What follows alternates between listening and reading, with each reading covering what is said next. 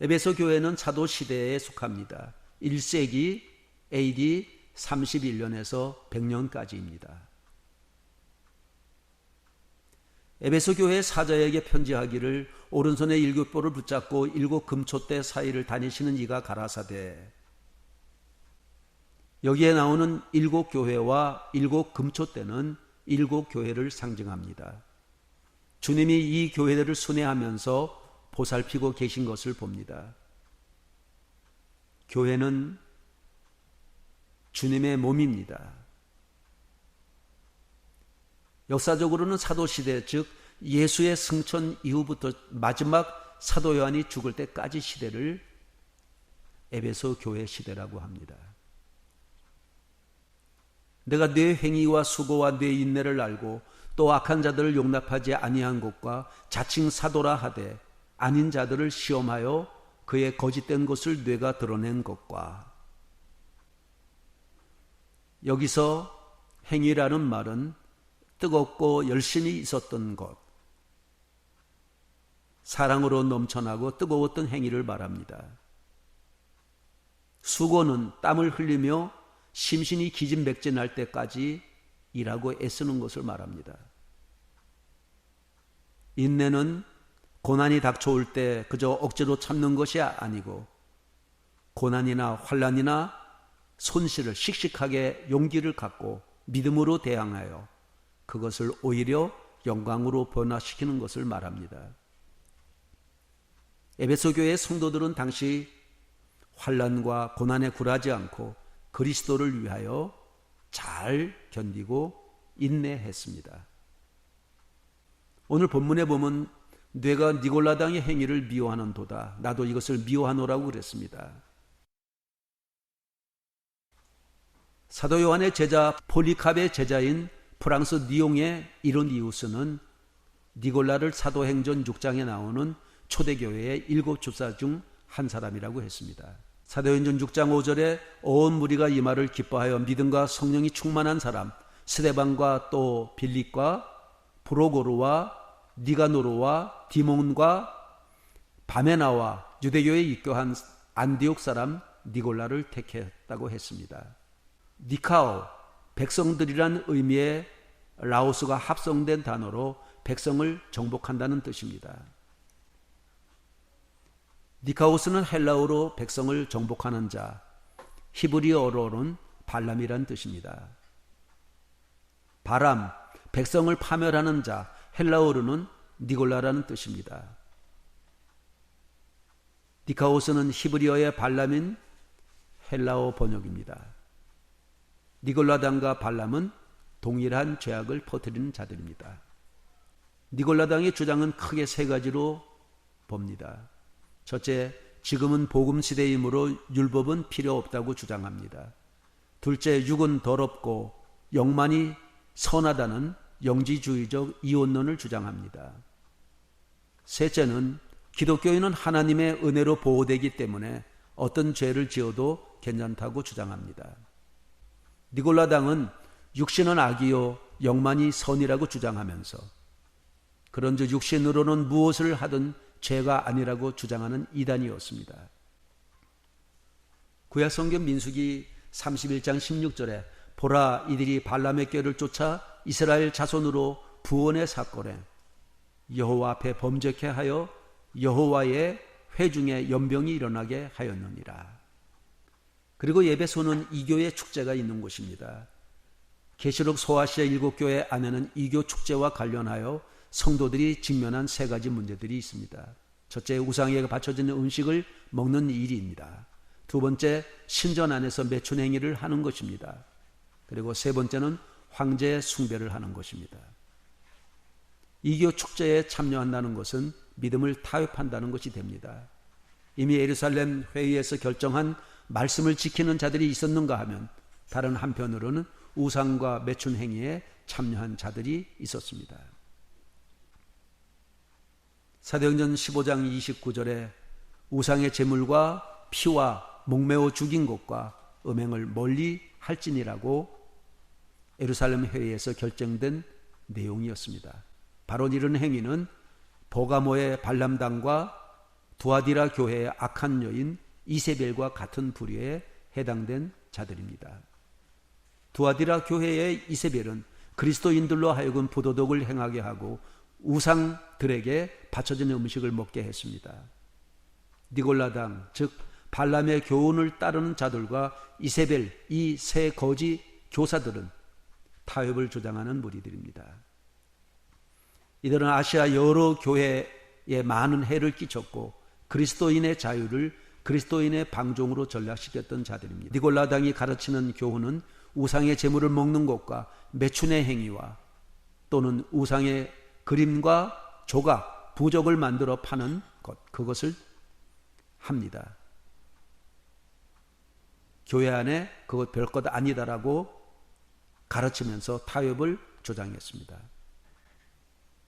니골라당이 에베소 교회를 어지럽히기 전에 사도 바울은 에베소 교회에 미리 이렇게 말씀으로 권고합니다. 사도행전 20장 29절에서 30절에 내가 떠난 후에 흉악한 이리가 너희에게 들어와서 그 양떼를 아끼지 아니하며 또한 너희 중에서도 제자들을 끌어 자기를 쫓게 하려고 어그러진 말을 하는 사람들이 일어날 줄 내가 아노니.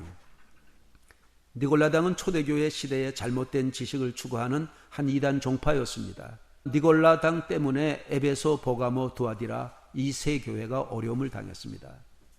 니골라당의 주장 중에 한 가지는 은혜와 복음의 시대가 도래하여 복음이 십계명을 폐했기 때문에 더 이상 계명에 얽매일 필요가 없다. 즉 십계명 폐지론을 주장했습니다.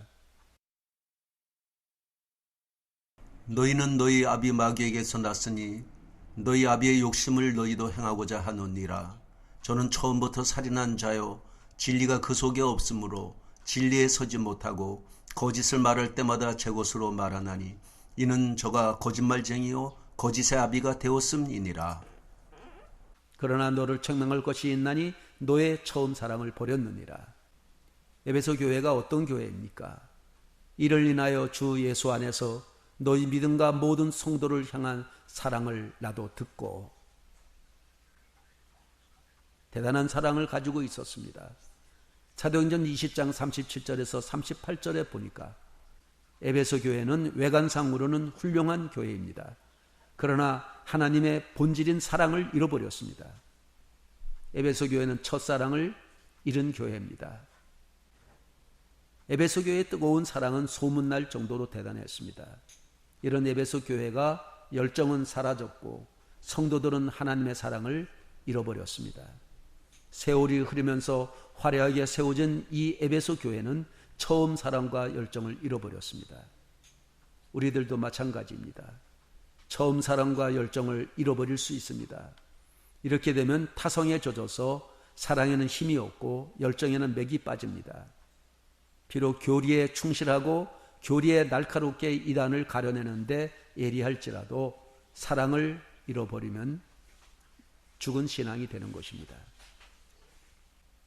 첫사랑이 충만했던 에베소 교회는 핍박과 고난 속에서 많은 순교자가 나왔습니다. 네로 황제는 AD 64년부터 기독교 박해를 시작했는데 이때 에베소 교회 성도는 바울의 말씀을 보면 신앙을 저버린 자들이 있었습니다. 디모데후서 1장 15절에서 18절에 부겔로, 호모게네와 같은 사람이 배도했고 바로 신앙을 버린 자들이었습니다. 이때 트로피무스를 비롯한 70여 명이 순교를 각오하면서 신앙을 버리지 않고 있다가 순교를 당했지만 일부 성도는 박해의 칼날을 두려워하여 배교했습니다. 그들의 신앙생활은 식을 줄 몰랐습니다. 그러나 사도들이 하나 둘씩 그들을 떠나가게 되고 그리고 속히 오리라고 하던 예수님의 재림도 지연되고 이제 교회 여기저기서 이단들이 고개를 들고 나타나기 시작합니다. 교회는 급속도로 냉각했고 타협과 무관심에 빠졌고 율법적이고 사랑이 없는 교회로 변질되고 있습니다. 에베소 성도들은 거짓 가르침을 용납하지 않았다고 칭찬을 들었습니다. 이단을 배척하고 교리적으로 건전치 못한 자를 가르치는 교회입니다. 이것이 너무 오래 지속하니까 거기에 지치고 피곤한 에베소 교회는 이제 사람들에게 무관심하고 비판적입니다. 냉랭해졌습니다. 서로 감싸주고 덮어주어야 하는 교회가 비판하는 것을 주저하지 않고 노고라 하고, 그리고 남의 흠잡기를 좋아하게 됩니다. 결혼한 여자가 결혼 전의 신앙생활과 다릅니다. 결혼 후의 생활은 사랑이 무감각하고 관심에 열심이 없습니다. 교리적으로는 순수함을 유지했지만 이런 가운데 자기도 모르게 정통주의와 율법주의로 빠지게 됩니다. 건전한 교회의 교리는 좋습니다. 그러나 아무리 좋은 것이라 할지라도 사랑이 없으면 무가치한 것이 됩니다. 에베소 성도들은 건전한 교리와 순수한 것을 매우 강조했습니다. 정통성을 강조했고, 그리고 율법적인 교회입니다. 그러나 에베소 교회가 주님께 칭찬들었던 열정과 순수함과 첫사랑은 멀어져 갔습니다. 교회가 정통을 추구하고 고수하느라 사랑을 나타내고 실천하는데 인색해졌습니다. 요한 2서 7절에서 12절에 교회 안에 사랑을 대체할 수 있는 것은 아무것도 없다고 합니다. 사랑의 두려움이 에베소 교회의 눈을 어둡게 만들었습니다.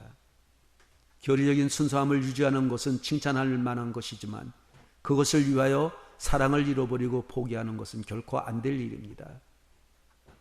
교회에 중요한 것은 사랑이 넘쳐나고 열정이 넘쳐나는 것을 잊어서는 안 됩니다.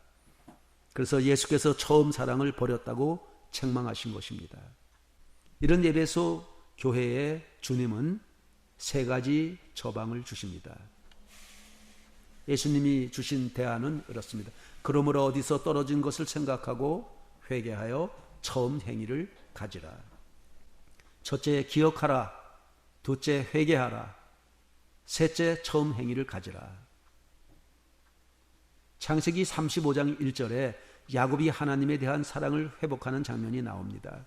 야곱의 집안에 지금 폭풍이 밀려오고 있습니다. 야곱의 딸 디나가 세겜에서 성폭행을 당하자 야곱의 아들들이 잔인하게 복수를 합니다. 그러자 주위의 부족들이 모두 다 야곱에게 적개심과 원한을 품고 달려들고 있습니다. 형 에서와 20년 동안 쌓였던 묵은 원한을 푸는 화해를 하고 이제 고향 땅에 정착해서 좀 살아보려고 하는데 그만 큰 일이 터지고 만 것입니다. 이때 하나님이 야곱에게 하시는 말씀이 창세기 35장 1절입니다.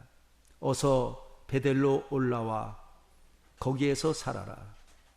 뇌가 너의 형 에서에게서 도망칠 때에 너에게 나타난 그 하나님께 제단을 쌓아 바치라. 야곱이 하나님을 처음 어디서 만났습니까? 아버지 이삭을 속이고 형 에서의 칼을 피해서 쫓겨 도망가던 날밤 황량한 들판 누수에서 돌을 베개하고 자다가 하나님을 만났습니다. 그래서 그곳 이름을 베델이라고 했습니다. 베델은 하나님의 집이란 뜻입니다. 그리고 거기서 소원 기도를 합니다. 그 후 하나님은 야곱에게 약속하신 것을 다 들어주셨는데 야곱은 하나님께 약속한 그것을 제대로 지키지 못했습니다. 첫사랑과 첫 신앙을 잃어버린 것입니다. 첫사랑을 잃고 방황하다가 공경에 빠지게 되었고 앞길이 막혀버린 것입니다. 이때 하나님이 찾아오십니다. 그리고 야곱이 하나님을 처음 만났던 곳 첫사랑의 장소 베델로 그를 부르십니다. 그러자 야곱은 일어서서 베델로 향해 떠납니다. 야곱과 그가 거느린 모든 사람이 가나안 땅 누스 곧 베델에 이르렀습니다. 야곱이 거기에서 제단을 쌓은 뒤에 그가 형을 피해서 떠날 때에 베델에서 하나님이 나타나신 것을 생각하고 그곳 이름을 엘 베델이라고 했습니다. 에베소 교회에게 하신 주님의 말씀은 내가 어디에서 빗나갔는지를 생각해내서 회개하고 처음 하던 일을 하여라는 말씀대로 야곱은 행했던 것입니다. 야곱은 베델에서 만난 하나님을 생각하고 자신의 삶을 회개하며 베델로 올라가 하나님에게 예배했습니다. 생각하고 회개하고 행했습니다. 이렇게 해서 하나님과의 첫사랑을 회복한 야곱은 다시 새로운 삶을 살게 되고 승리하는 삶을 살게 됩니다. 예수님의 비유 말씀 중에 누가복음 15장에 집을 나간 탕자는 어떻게 다시 아버지 집으로 돌아와 아들로 회복될 수 있었겠습니까? 자신이 빗나간 곳과 아버지와 아버지의 집을 생각했습니다. 그리고 그곳에 가서 회개하고 돌아왔습니다. 생각하고 회개하고 행동함으로써 아버지와 사랑의 관계를 다시 회복했습니다.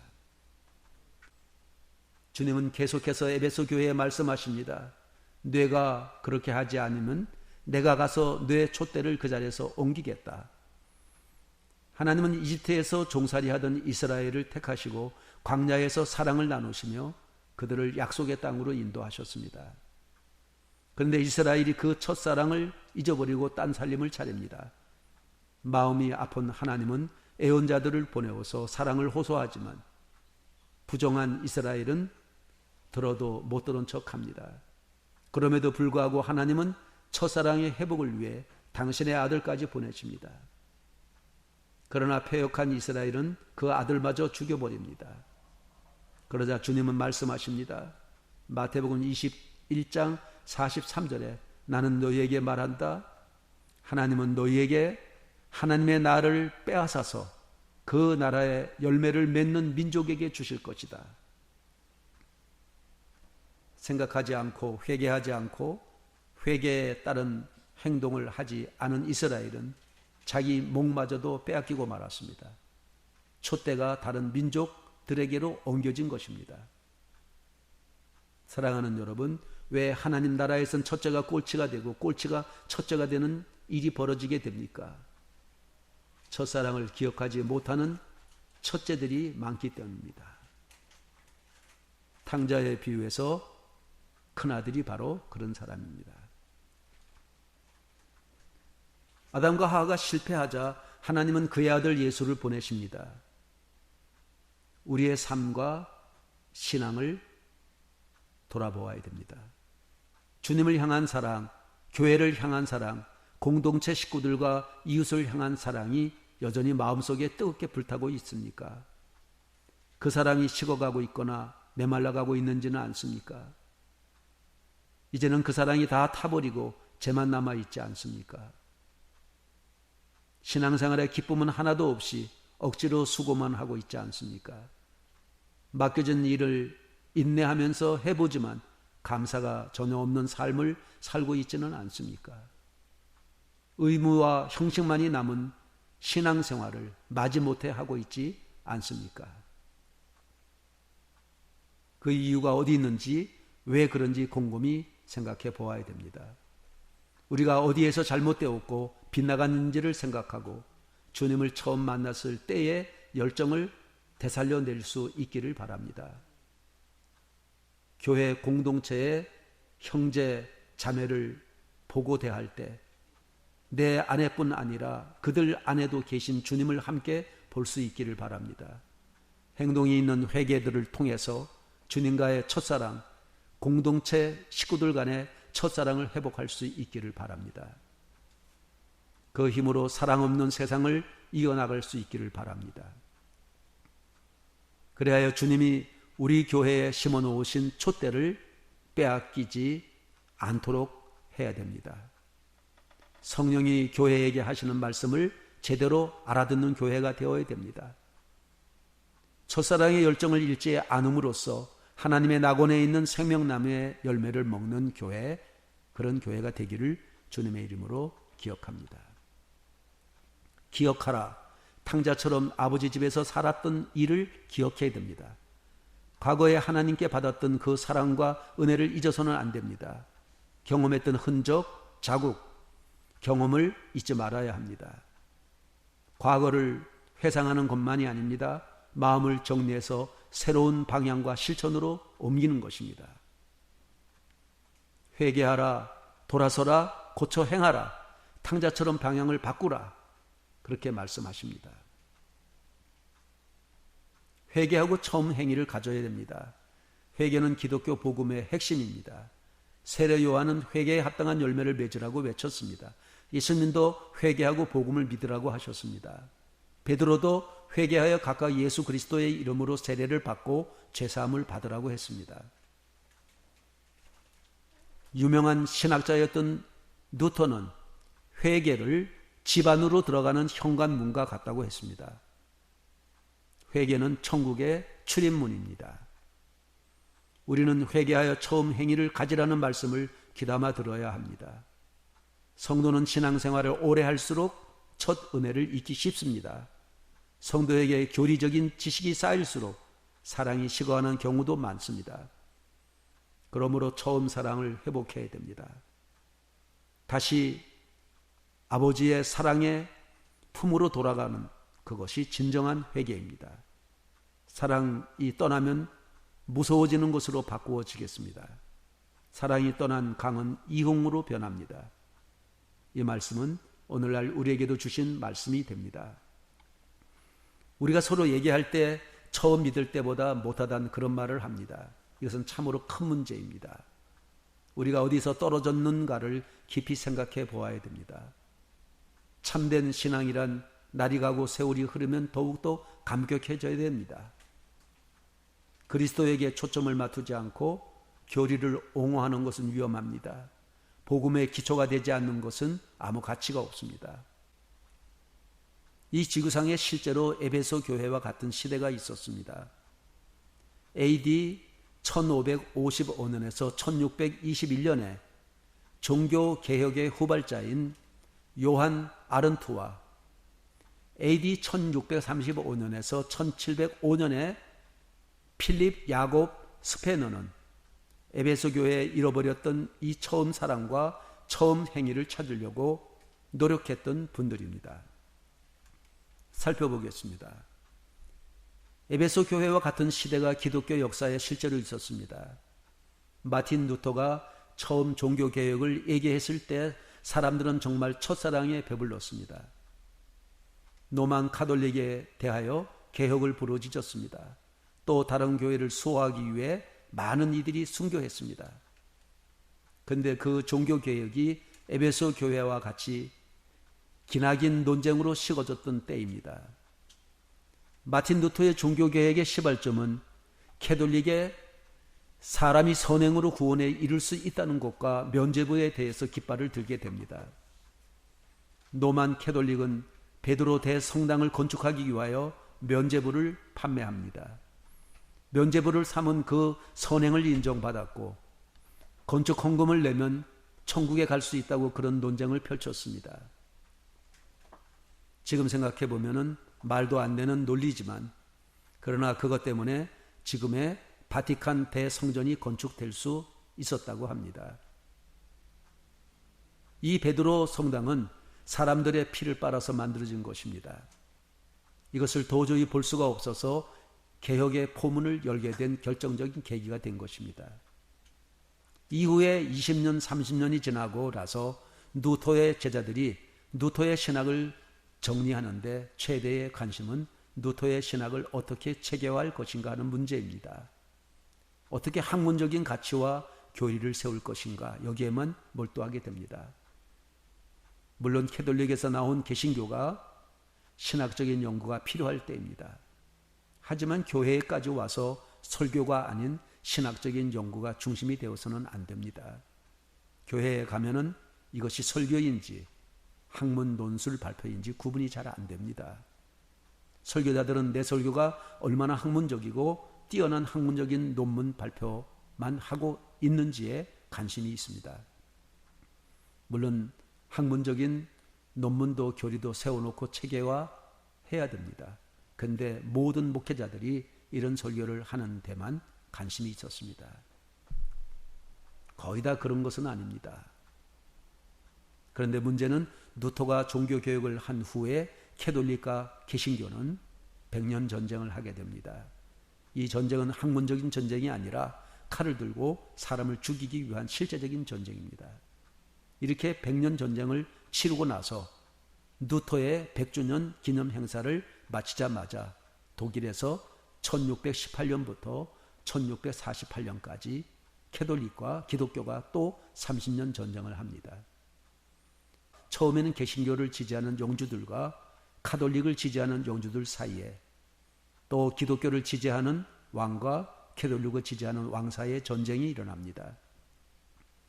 독일 영토를 차지하고 살았던 개신교 덴마크 왕 크리스티안 4세가 영국과 네덜란드로부터 군자금을 얻어 종교를 이유로 독일을 침입했지만 전쟁에서 지게 됩니다.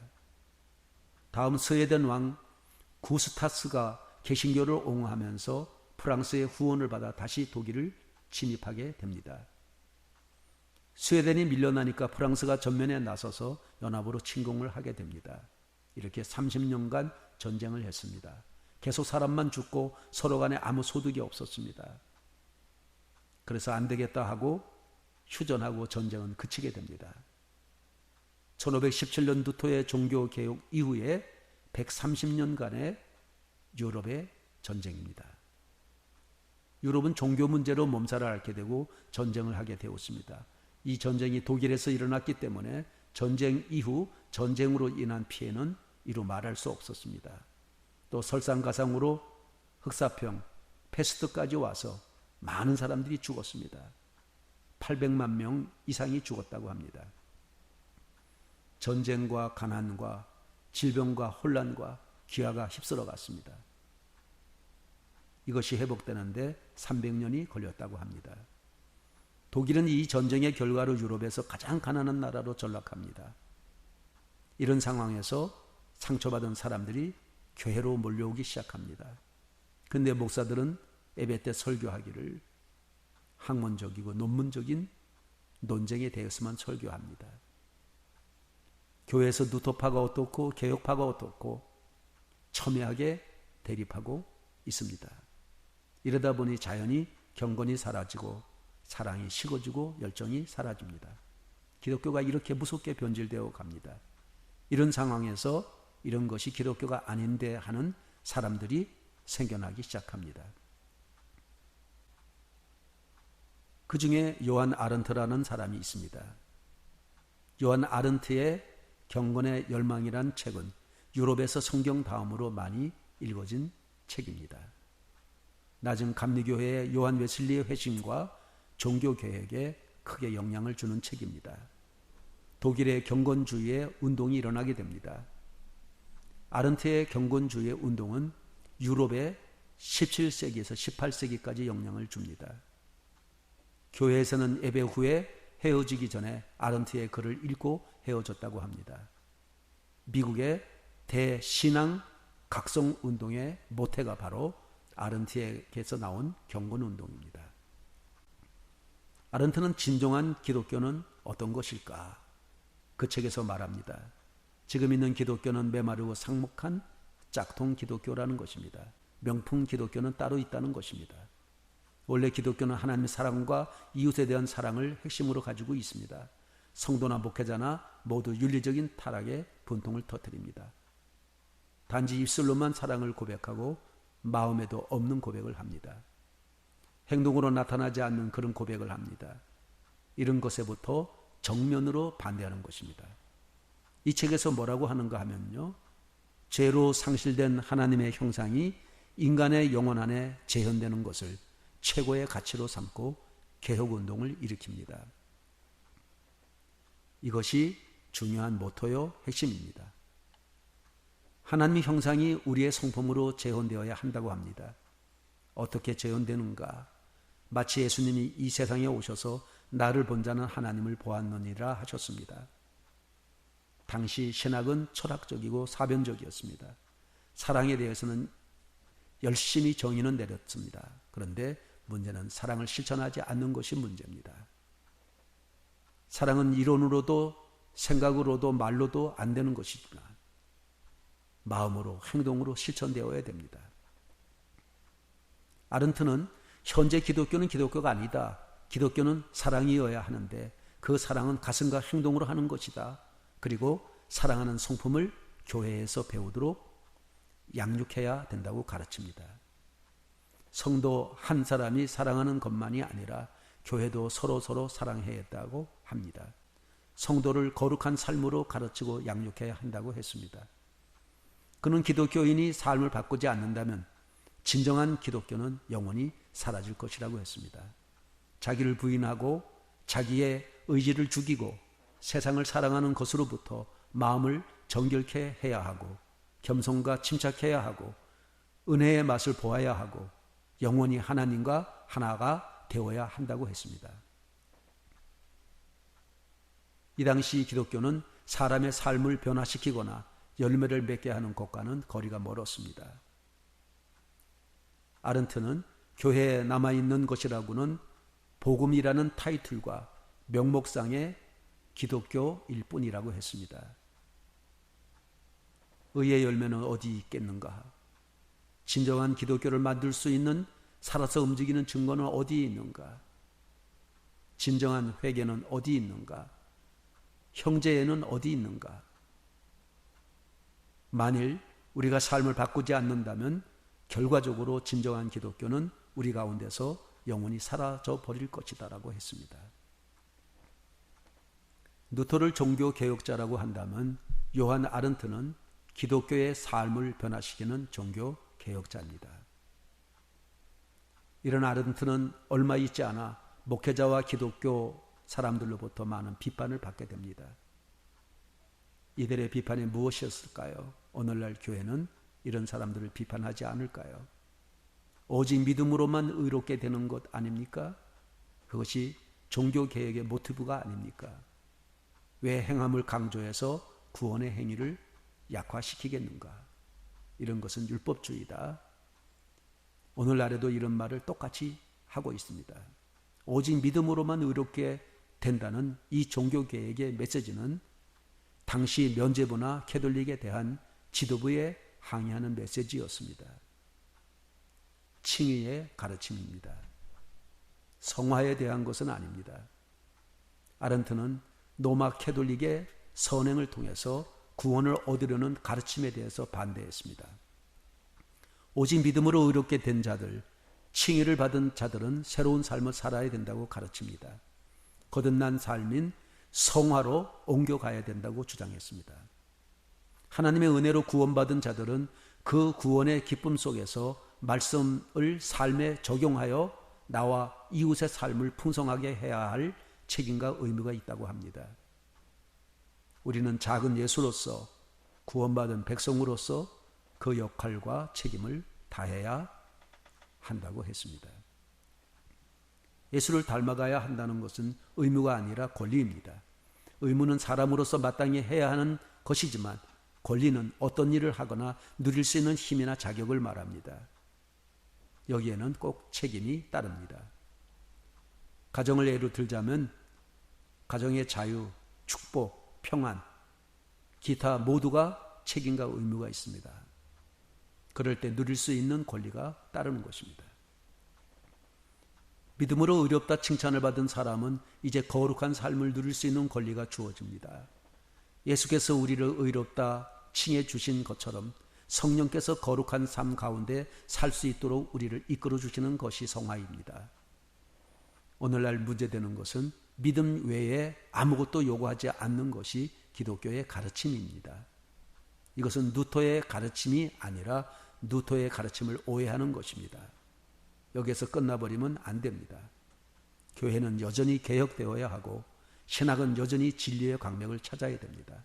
그래서 아른트는 교회는 거룩한 운동을 일으켜야 한다고 했습니다.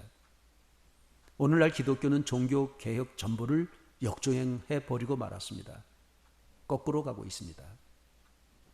여러분 아른트의 말씀을 보면서 무슨 생각을 합니까? 오늘 교회의 모습이 심각한 수술이 필요했던 1600년도의 종교개혁 이후의 모습과 흡사하지 않겠습니까? 아른트는 기독교의 중심은 사랑이고 그 사랑을 키워내는 것이 교회가 해야 될 일이라고 합니다. 기독교는 우리 안에 있는 하나님의 형상을 재현하고 키워내는 것이 기독교라고 합니다. 이것이 잠잠하고 잠들어 있는 목회자들에게 큰 도전이 되어야 됩니다. 우리가 이런 논쟁에만 국한되지 말고 지금 기독교는 실패했는데 루터가 완성하지 못한 종교개혁을 다시 완성해야 됩니다. 아른트와 그때 사람들은 다시 일어나기 시작했습니다.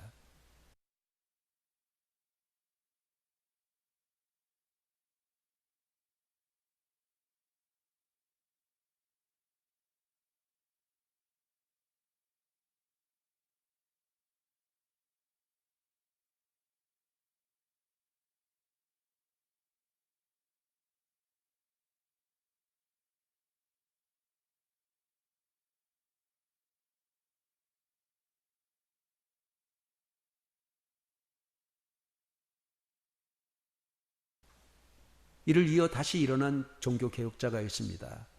제2의 종교개혁자, 경건주의의 아버지라고 불리우는 필립 야콥 스페너입니다. 그는 사소하고 불필요한 신학적 논쟁을 벌이고 거듭남에 근거한 윤리적 실천의 중요성을 강조하며 거룩한 운동을 일으켰습니다. 스페너는 아른트의 책을 읽으면서 이것이 정말 명품 기독교구나. 이것이 정말 기독교구나. 이것이 정말 진짜 종교개혁이구나 하는 것을 깨달았습니다. 어느 날 아른트가 자신의 설교집에 서문을 써달라고 스페너에게 부탁하게 되어서 서문을 썼는데 그 서문이 인략 군중의 관심을 집중시키게 되고 그래서 서문만 따로 출판하게 됩니다. 사람들이 그 서문만 읽어도 가슴이 뜨거워집니다. 그래서 그 서문만 따로 내자고 했습니다. 그래서 경건한 열망이란 책이 출판되게 됩니다. 이 책이 바로 누토의 95개 조항을 닮은 책보다 유럽에서 더 큰 인기를 끌었습니다. 이 책에서 슈퍼너는 독일 교회의 문제점을 아주 냉철하게 꼬집어냈습니다. 지금 교회가 망하고 있는데 망하고 있는 이유는 성도들의 거룩함이 사라지고 온통 교리와 신학적인 논쟁에 모든 교회가 빠져 있다. 그러다 보니 사람들은 기독교의 삶을 잃어버리고 경건도 잃어버리고 영성도 잃어버렸다고 말합니다. 문제점을 지적하고 철저하게 냉철하게 지적합니다. 이렇게 문제를 지적한 다음에 그러면 어떻게 해야 이 문제를 해결할 것인가? 이 문제를 해결하기 위해서 6가지를 제안합니다. 그중에 첫째, 성경을 더 많이 읽어야 한다고 합니다. 누터는 성경을 독일어로 번역했습니다. 성경을 읽으면서 종교 개혁을 했습니다. 어거스틴도 웨슬리도 모두 성경을 읽다가 변화되었습니다. 두 번째, 성도는 개인이 영적 제사장임을 깨달아야 한다고 가르칩니다. 누터도 성도는 만인 제사장이라고 그의 주석에 말했습니다. 개인 스스로 영적 제사장이라는 사실을 깨닫고 말씀을 읽고 깨달아야 한다는 것입니다. 셋째, 지식에 그치지 말고 행동과 실천으로 옮겨야 한다고 가르칩니다. 이것이 키포인트입니다. 성경을 많이 읽고 지식을 자랑해서는 안 됩니다. 행동으로 옮겨야 됩니다. 진정한 기독교가 되려면 사변적이거나 교리적으로 만족하지 말고 삶으로 그것을 증거해내야 한다는 것이 슈페너의 강력한 도전이었습니다. 넷째, 신학 논쟁을 삼가고 사랑으로 관용하라고 합니다. 그 당시 신학자들이나 목회자는 신학을 가지고 정통인이 교진이 하면서 논쟁에 빠졌습니다. 서로 자기들만이 옳고 상대방은 틀렸다고 합니다. 그렇게 해서 이론과 지식의 싸움은 감정 싸움으로 번지게 되고 사랑을 잃어버리게 되었습니다. 딱딱한 교리와 이론의 논쟁만 남아 있게 되었습니다. 물론 우리가 현장에서 니골라당의 가르침과 사상에 대해서 논쟁만이 아니라 전쟁을 해야지요. 그렇게 교회를 지키고 고소해야 됩니다. 그렇지만 진리의 말씀을 알고 가르치고 사랑을 실천해야 됩니다. 두 가지가 병행되어야 됩니다. 슈페너는 이것 때문에 분열되지 말고 사랑으로 용납시키는 것으로 해야 된다고 했습니다. 이것이 슈페너가 처음 사랑을 잃어버린 기독교를 향해 한 말입니다. 그냥 제시한 것이 아니라 한문으로 끝나는 것이 아니라 경건의 모임을 얘기하고 있습니다. 이것만으로 사람이 성장할 수 없다는 것입니다.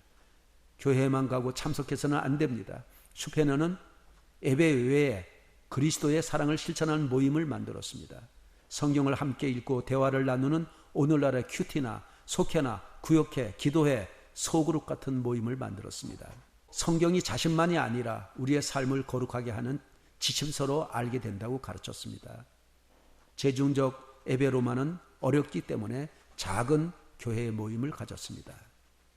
에클레시아 인 에클레시아입니다.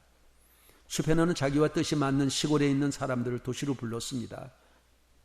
이것을 하기 위해서 슈페너는 책망과 권면뿐 아니라 해결 방법까지 제시했습니다.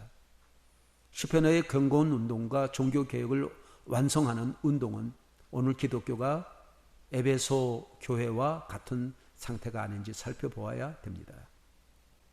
주님은 에베소 교회에 말씀하십니다. 만일 그리하지 아니하고 회개하지 아니하면 내가 뇌에게 임하여 뇌 촛대를 그 자리에서 옮기리라. 하나님의 심판을 두려워해야 됩니다. 여기서 말하는 7 촛대는 소아시아 7 교회를 상징합니다. 촛대를 그 자리에서 옮기리라는 말씀은 교회에서 주님이 떠나시겠다는 무서운 경고입니다. 주님이 떠나시겠다는 말씀은 우리를 향한 가장 무서운 징계입니다. 그렇지만 에베소 교회는 무서운 경고를 듣고도 깨닫지 못했습니다. 하나님의 경고를 무시하여 교회의 웅장한 건물들은 모두 사라지고 지금은 흔적만 남았습니다. 교회의 머리는 예수님이십니다. 한국 교회는 지난 130년 동안 하나님의 은혜로 크게 부흥했습니다. 교회 건물도 웅장하고 성도들도 많이 모이는 교회입니다. 그렇지만 주님이 떠나신다면 웅장한 건물이 무슨 소용이 있겠습니까? 우리는 주님의 경고를 귀담아 들어야 합니다. 처음 사랑을 반드시 회복해야 됩니다. 주님은 요한복음에 도류에 돌 하나 남지 않으리라고 말씀하셨습니다. 기억하라, 회개하라, 회복하라. 이것은 잔소리가 아니라 당연한 진리의 말씀입니다. 예수님은 지금 촛대 사이를 돌아다니면서 교회를 돌보고 계십니다. 요한계시록 11장 4절에 이는 이 땅에 주 앞에 섰는 두 감람나무와 두 촛대니 그랬습니다. 촛대를 옮기는 것은 교회가 더 이상 그리스도의 역할을 하지 못할 때 생기게 됩니다. 교회가 그 역할을 못하는 것은 이스라엘이 하나님의 백성으로 부르심을 받았습니다. 그런데 그 역할을 다하지 못할 때 그들은 이 땅에서 나라 없이 방황하는 민족으로 삽니다. 2000년 이상 남의 나라에서 살았습니다. 하나님이 그 촛대를 옮기셨습니다. 빛을 전달하는 역할을 그들에게서 거두셨습니다. 그리고 다른 데로 옮기셨습니다. 마태복음 5장 14절에서 16절에 빌립보서 2장 15절에 이제는 이스라엘이 아니라 교회가 세상에 그리스도의 빛이 되도록 부르심을 받았다는 것입니다. 이런데도 교회가 세상의 빛을 발하지 않는다면 이스라엘이 그 역할을 빼앗긴 것처럼 교회도 그것을 잃어버릴 것입니다. 마태복음 5장 13절에 너희는 세상의 소금이니 소금이 그 맛을 잃으면 무엇으로 짜게 하리요? 후에는 아무 쓸데 없어 다만 밖에 버리워 사람에게 밟힐 뿐이니라 그랬습니다. 에베소 교회는 이단들과 싸워 이겼습니다. 그러나 정통을 고수하다가 사랑을 잃어버린 교회가 되었습니다. 그것은 증인의 역할, 촛대의 역할, 사랑의 역할을 잘못한 것입니다. 어디서 떨어진 것을 생각하고 회개하여 처음 행위를 가지라. 만일 그리하지 아니하고 회개치 아니하면 내가 네게 임하여 네 촛대를 그 자리에서 옮기리라. 에베소 교회를 책망할 때도 너의 처음 사랑을 버렸느니라며 신앙의 핵심을 버렸다고 꾸짖었습니다. 또한 마태복음서에서도 예수께서 가라사대 내 마음을 다하고 목숨을 다하고 뜻을 다하여 주 너의 하나님을 사랑하라 하셨으니 이것이 크고 첫째 되는 계명이요 라고 했습니다. 그러므로 신앙의 핵심은 언제나 내 영혼 안에 있는 하나님을 향한 사랑과 감사가 있는가. 사랑과 감사를 잃어버리면 외적으로는 아무리 화려해지고 자신의 직분이 높아지고 하더라도 신앙의 핵심이 약화되면서 너는 겉은 화려한데 속은 죽은 자다라는 소리를 주님으로부터 듣게 됩니다. 하나님을 사랑하는 교회나 성도는 하나님을 향한 열심을 가지고 있습니다. 부흥되는 교회들을 보면 미지근한 교회가 없습니다. 모두 다 열심이 있습니다. 한때 아시아의 빛이요 보석이라고 불리던 에베소 교회가 지금은 바다에서 9km나 물러나 있는 아무도 살지 않는 황량한 늪지대로 남아 있습니다. 에베소는 현재 사랑의 그림자도 찾아볼 수 없을 정도로 황폐한 곳에 지나지 않습니다.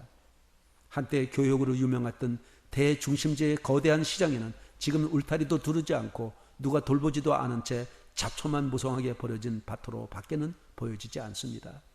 제1의 도시로서 면모를 뽐냈던 도시 위에는 정적과 늪지의 독한 냄새 그리고 죽음이 드리워져 있습니다. 여러분, 이 모습은 그리스도와 인연이 끊어진 채 사랑과 빛을 발휘해 보지도 못한 채 버려지고 끊어져 버린 그런 모습입니다. 우리는 이 에베소 교회를 통해서 다시 한번 나를 성찰하고 내 신앙의 현주소가 어디인가를 돌아보는 좋은 기회가 되기를 바랍니다. 꼭 이스라엘이 바벨론의 70년 포로 기간 중 예루살렘 성이 잡초와 버려진 황량함을 보여주는 것과 같습니다. 사랑을 잃어버리면 큰일입니다. 무섭습니다. 저주입니다. 버려집니다. 잡초만 남고 아무도 오지 않는 곳이 됩니다. 성도들 사이에 성품과 삶의 변화가 일어나지 않는다면 이것은 하나님과의 사랑이 지속되지 않기 때문입니다. 귀 있는 자는 성령이 교회들에게 하시는 말씀을 들을지어다. 이기는 그에게는 내가 하나님의 낙원에 있는 생명나무의 과실을 주어 먹게 하리라. 여기에서 귀는 귀 있는 자, 성령이 하시는 말씀을 듣는 자입니다. 영적 성령 할례를 받은 자입니다. 7교회 모두 동일하게 적용되었습니다. 성령 체험자에게 주시는 말씀입니다. 이기는 자는 7교회에 주어진 약속은 이기는 자들에게만 주어집니다.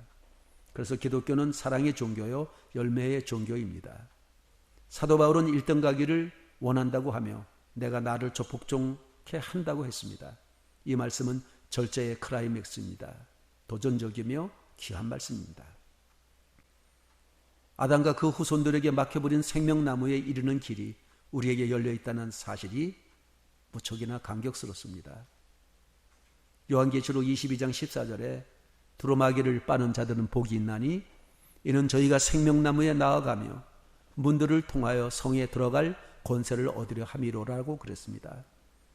생명나무의 과실은 죽음과 고난이 존재하지 않는 영생을 상징합니다. 요한계시록 22장 2절에 길 가운데로 흐르더라 강 좌우에 생명나무가 있어 12가지 실과를 맺히되 달마다 그 과실을 맺히고 그 나무 잎사귀들은 만국을 소송하기 위하여 있더라고 그랬습니다. 그리스도의 권면대로 이김으로 에베소 교인들과 함께 아담과 하와의 범죄로 접근조차 할 수 없었던 생명나무, 즉 영생을 영원히 누리는 모두가 됩시다. 에덴 동산은 처음으로 인간과 하나님이 사랑을 나누었던 곳입니다. 그래서 첫사랑을 찾으라고 하십니다. 이기는 자는 오직 예수를 믿음으로 세상을 이깁니다. 예수가 내 편에 계시니 세상을 이깁니다. 즉 믿음으로 사는 자를 말합니다. 아담과 하와가 범죄 후 에덴 동산에서 추방되고 생명나무 실과도 못 먹게 화용검을 두어 그 길을 막았습니다. 에베소 교회에 이기는 자에게 그 생명나무 과실을 주어 먹게 하신다는 것입니다.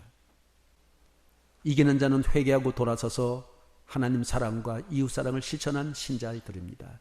나아가 당시에 가해졌던 핍박에 굴하지 않고 생명을 다해 믿음을 지키는 신자들입니다. 결국 그는 그리스도의 삶과 승리를 재현하며 사는 그리스도인입니다.